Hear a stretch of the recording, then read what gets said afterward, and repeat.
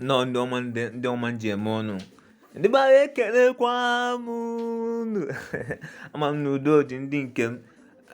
Nọ n'ụbọchị nke taata. Ọ bụrụ na ị na-anyị afụ na-enwe a lot of things na-eme na crypto space n'izu a. Ị na-anyị fụ na BNB asịgo from 500 plus or 600. BTC sef na-eme ọfụma. A lot of things. Ị nakwa anyị fụ na enwe new crypto project bụ Wakanda Inu. Actually, all Nigerians be here creative, but I maybe enough research about this, but it seems the thing is getting enough hype. You know, one of the things I look out for a crypto space, the hype. The more hype the thing in there, but I think it's a good buy if you do your own research. So you don't need to eliminate crypto. It's very necessary you do your own research so that Kemalo n'ihe na-ego or what to your money. And another thing, anytime you are going a meme coin, you have to use money that you can lose anytime.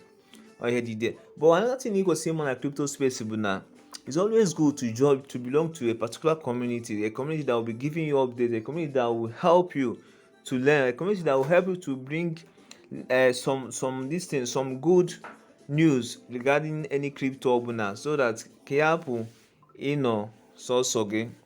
because na crypto space you have to grow together. You need people to move on. Ọ bụ ihe a na-eme sọsọ gị. So ọ bụ na ị join the any crypto community or na nke nọ na adịghị eme ọfụma, can actually send me a message so that we'll add you to a good crypto community where you can be getting the latest things you need to know on crypto. So now to yoga, ọ bụ na ihe afụ na I want to watch my previous video on how to claim free NFT on CoinMarket app.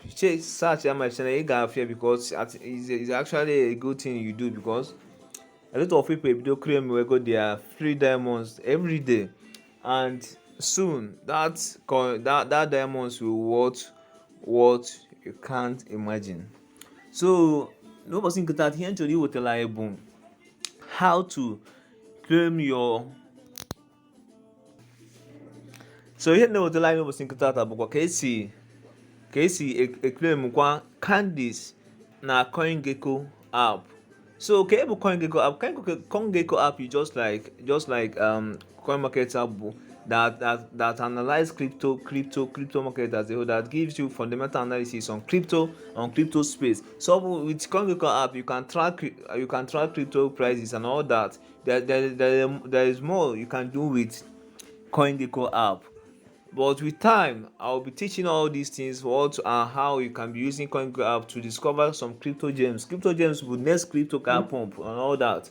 So, but here to go say it up, just how to reclaim your free candies. With your free candies, you can still use it to claim free NFT. You can still use it to claim a lot of things. So, I'm going to a phone, the necessity you need. So, first thing you get about ọ bụrụ na ị nwebe CoinGecko app na your app, ihe ị na-ezi eme bụ ịga download this app nsekpo kịta, CoinGecko app.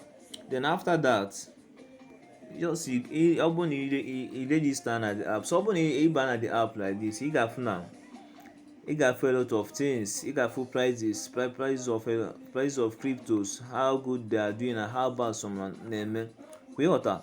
So but ihe ndị weme video nke a bụ ka ngosi anyị otu esi na-eclaim our free candy. So ọ bụrụ na ị na-enu ebe ị ya-afụ a jar of candy ka amamihe ya akpọ iko candy dị ebe a. So ọ bụrụ na ikiri ya, just so easy. Ị ga-afụ I ask you to start claiming your distance. So every day you claim, every day you claim all the thing. So the ones here do this candies mebuna. You watch every friend though I'm not funding I the too lazy to read, but I'm each enough man at crypto space here am case I go.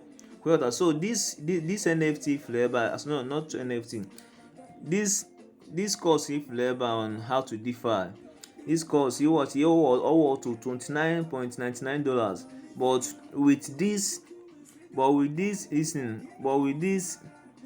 candies ihe enweta ya n'efu na-akwụghị ụgwọ ọbụla kwenye na so ihe ọ bụ na ime gị iklem kata ọ bụ na your coin luo ego one how many candies the thing need ihe ọzọ ihe eme bụ use the thing claim wee redeem this thing the cost then nwere other things ma NFT and other things iwọchizi ebe ihe for other things you can use this candy for. So all these things a na-eme bụ just kind of reward program a na-enye people na-use their platform. So with time na almost everything ị na-use n'ụwa you be getting reward for it, almost everything with time and with soon ọ bụ na oge anyị abanye na web 3 na web 3.0 na almost everything ị ga na-use you will be getting reward for it. That is every fucking thing ị ga na-eme ihe na you will be getting reward for it. On my next video I will give out this in some sites. Onwere some sites bụ ị na-use ha na browse about crypto ị ga na-enweta some coins. That site will be rewarding you some coins that are worth real dollar value. So ọ bụ na ị na-esonyere anyị ị ga na-amụta a lot of things. So ihe ọmụ ihe emela anyị bụ gbaa mbọ fụ na ị na-refer your friends and family to this my YouTube channel ebe a na-atape ihe gbasara crypto na asụsụ Igbo. Then gbaa mbọ fụ na subscribe to my channel so that iji wee na-enye anyị imeji iji wee na-eme mụ.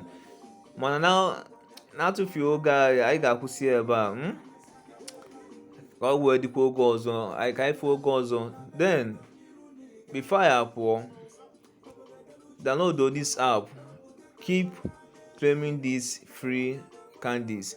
Now ọ bụ na download the Coin Market app, check here my description here for link here to download the app. Also keep claiming them because with time all these things will the value ya bụ something ihe ha atụ anya. All these things now start freely obere oge their value ga na-eme increase because the more ka people ga na aga for them. Daalụ.